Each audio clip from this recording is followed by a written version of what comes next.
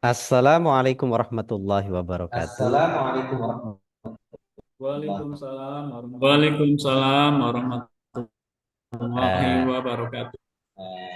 Bapak Ibu mahasiswa S2 Dikdas Universitas Negeri Surabaya bertemu kembali dengan kami berdua tim publikasi S2 Dikdas. Hari ini kita akan berbincang tentang bagaimana menyusun artikel ilmiah yang baik agar dapat tembus di jurnal bereputasi nasional.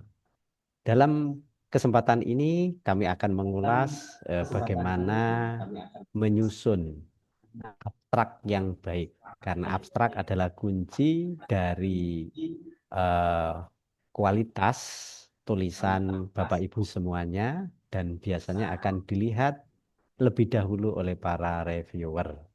Dalam kesempatan kali ini akan dipandu oleh eh, Bapak Dr. Wasis Suprapto.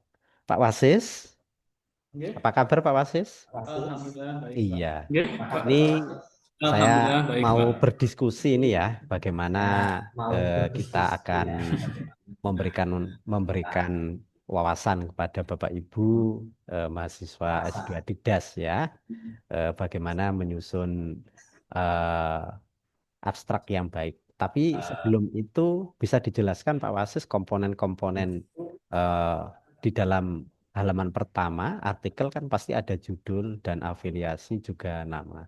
Bisa dijelaskan Pak Wasis sebaiknya bagaimana dalam menyusun itu. Baik, terima kasih Pak Gofur atas kesempatannya. Baik, terima kasih Pak Gofur atas kesempatannya. Assalamualaikum warahmatullahi wabarakatuh. Selamat siang rekan-rekan mahasiswa dimanapun Anda berada.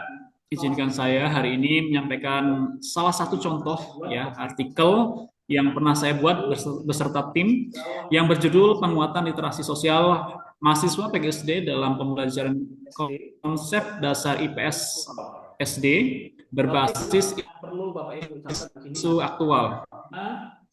Bapak Ibu, yang perlu Bapak Ibu catat di sini adalah bagaimana supaya judul yang Bapak Ibu munculkan di artikel itu eye-catching atau kalau bisa kekinian ya. Dan salah satunya adalah dengan menonjolkan salah satu variabel ya atau aspek yang ingin Bapak Ibu teliti ya.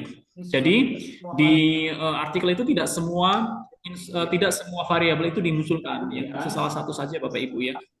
Itu. Kemudian kalau bisa judul Bapak Ibu atau isu yang Bapak Ibu angkat itu yang kekinian Bapak Ibu ya. Sehingga dengan dua aspek tersebut itu bisa memberikan penilaian lebih kepada reviewer jurnal yang ingin Bapak Ibu tuju. Itu pertama. Kemudian yang kedua, seperti yang tadi disinggung oleh Pak Gofur ya, bahwa di dalam artikel itu memuat identitas yang lengkap ya, terutama dari para penulisnya ya. Di sini yang perlu Bapak Ibu catat adalah memunculkan semua nama penulis ya. Jadi nanti akan ada 4 orang penulis ya di artikel yang Bapak Ibu buat. Yang pertama nama Bapak Ibu sekalian, kemudian penulis kedua dan ketiga adalah dosen pembimbing Bapak Ibu, sementara penulis yang keempat adalah tim pendamping ya, bisa saya, bisa Pak Gofur, ataupun Bapak Ibu yang lainnya. Kemudian setelah mencantumkan nama, hal selanjutnya adalah mencantumkan afiliasi ya, atau universitas tempat Bapak Ibu ya.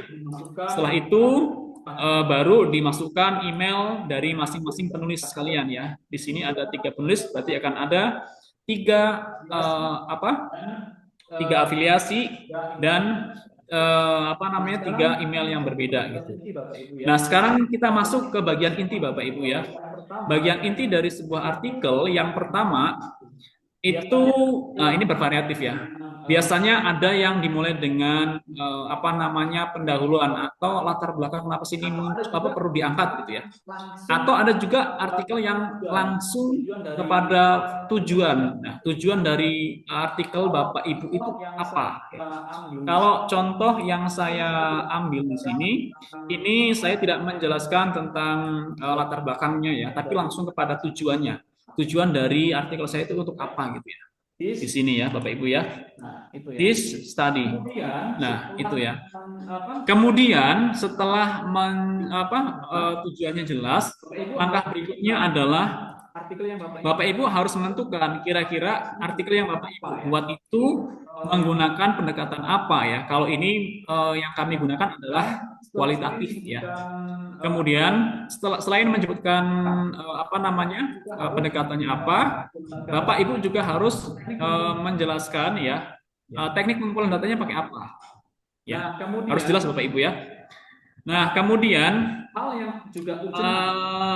yang juga urgent adalah hasil atau temuan dari penelitian yang Bapak Ibu lakukan itu apa? Ya, di sini ada findingnya ya.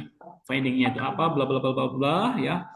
Kemudian setelah Bapak Ibu menuliskan semuanya ya, pertemuannya itu apa? Sampai ini sebentar, saya copy sampai sini ya. Kemudian temuan ini ya, kalau bisa itu harus mention dengan tujuannya itu apa. Tujuan dari artikel Bapak Ibu apa, kemudian dijawab di ini. Temuan dan pembahasannya apa ya. Oke. Kemudian yang terakhir itu semacam simpulannya itu apa Bapak Ibu ya. Simpulan yang bisa ditarik dari artikel yang Bapak Ibu tulis ya. Jadi ada pertama tadi ada tujuannya apa, ada kemudian pendekatannya apa, teknik pengumpulan datanya apa, bahkan analisis datanya pun kadang ada yang mensyaratkan itu ya Bapak Ibu ya. Kemudian setelah itu harus ada temuan ya, kemudian dan pembahasannya ya. Kalau ini kami gabungkan menjadi satu ya. Kemudian setelah itu baru simpulannya apa. Dan hal yang urgent berikutnya adalah setiap abstrak itu wajib memiliki keyword ya atau kata kunci ya. Kata kunci ini adalah variabel atau elemen-elemen apa saja yang penting yang ada dari setiap artikel yang Bapak Ibu tulis ya. Kalau di artikel ini ada berapa nih? Ada setidaknya 3 aspek ya, mulai dari sosial literasi, isu based learning, kemudian basic concept of elementary social study ya. Nah, nanti tinggal disesuaikan dengan Bapak Ibu ya, dengan artikel yang Bapak Ibu sekalian tulis ya. Kemudian ada satu lagi Pak Gofur yang perlu Bapak Ibu catat ya, bahwa setiap jurnal yang Bapak Ibu tuju itu memiliki etiknya masing-masing, memiliki aturannya masing-masing. Kebetulan di jurnal JPIPS ini yang saya tuju ini, mereka cuma mensyaratkan artikel ditulis dalam bahasa Inggris ya. Ada jurnal yang kemudian mensyaratkan ditulis di ada yang bahasa Inggris ya. Nanti tinggal dilihat lagi bagaimana mekanisme atau peraturan yang ada di masing-masing jurnal yang Bapak Ibu tuju ya. Karena itu menjadi hal yang urgent yang harus Bapak Ibu penuhi ya. Jika artikel Bapak Ibu ingin masuk kategori istilahnya itu revisi tapi minor ya. Jadi aspek-aspek ini harus ada dari setiap artikel yang Bapak Ibu buat ya. Saya rasa itu Pak Gofur. Ya. Kami tunggu Bapak Ibu artikel dari Bapak Ibu sekalian. Saya akhiri. Wassalamualaikum warahmatullahi wabarakatuh. Waalaikumsalam warahmatullahi wabarakatuh. Luar biasa Pak Wasis ya. Ini sedikit bertanya untuk mempertajam dari materi pada sore hari ini. Pak Wasis, apakah jumlah dari kata ya jumlah kata di dalam abstrak itu setiap jurnal berbeda apa enggak ya? Dan biasa estimasi itu berapa begitu Pak Wasis? Ya. Baik, terima kasih Pak Gofur ya. Ini yang kelupaan tadi yang saya sampaikan Ibu ya. Betul kata Pak Gofur. Jadi setiap jurnal itu biasanya mereka memiliki range ya atau namanya rentang ya. Misalnya ada yang mensyaratkan dari mulai 100 sampai 200 kata. Ada yang 150 sampai 250 kata. Lagi-lagi tergantung pada etik atau ketentuan yang berlaku di masing-masing jurnal Bapak Ibu ya. Dan itu mohon dibaca dulu sebelum Bapak Ibu membuat artikel gitu. Itu Pak Gofur ya. Ya. Saya itu Pak Gufur. Oke, terima kasih Pak Wasis. Begitulah Bapak Ibu yang sedang beraktivitas ngabuburit barangkali ya, ada yang sedang melakukan kegiatan di rumah. Ini adalah informasi yang sangat menarik yang disampaikan oleh Pak Dr. Wasis Suprapto tentang bagaimana kita nanti menuliskan abstrak.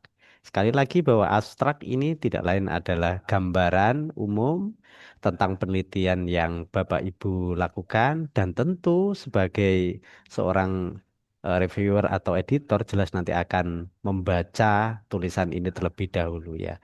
Saran kami buat abstrak semenarik mungkin, kiat-kiat yang disampaikan oleh Pak Wasis tadi itu dipenuhi dan tentu disesuaikan dengan style dari masing-masing jurnal. Insya Allah eh, artikel Bapak Ibu bisa diterima dan syukur-syukur nanti bisa diterima di jurnal Sinta 2 dan seterusnya. Ya, begitulah informasi dari kami dari tim publikasi S2 Dikdas. Semoga informasi ini bermanfaat untuk Bapak Ibu semuanya. Saya akhiri, wallahul muwafiq ila aqwamit thoriq. Assalamualaikum warahmatullahi wabarakatuh. Waalaikumsalam.